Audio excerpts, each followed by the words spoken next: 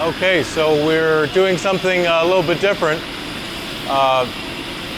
This is our steel rolling machine, and we put long sheets of steel through here, and it rolls it into the shape that we want.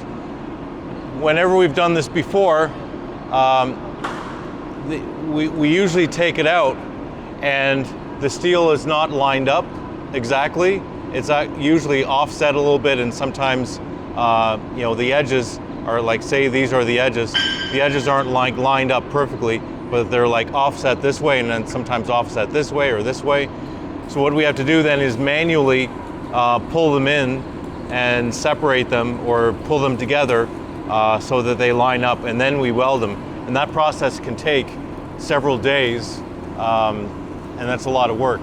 So now this is the first time we're doing it where I'm not going to look over here because it's really bright. It's not good to look at the welding when it's being done.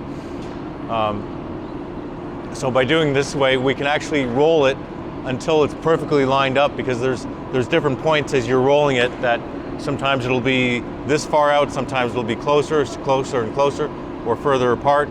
So we're just rolling it till we get it really close, then using the clamps here to bring them into the right perfect position, and then we're just going to do a little spot weld here, do a couple of these, and that's going to save us a lot of time. So talk about efficiency. This is going to allow us to go probably save about 40 or 50 or more, maybe 70% of the time that we need to work on these steel pieces. So it's going to be a big savings in time. So that means we'll pretty much double our speed for production for steel, which is very exciting. So I'm going to let these guys work.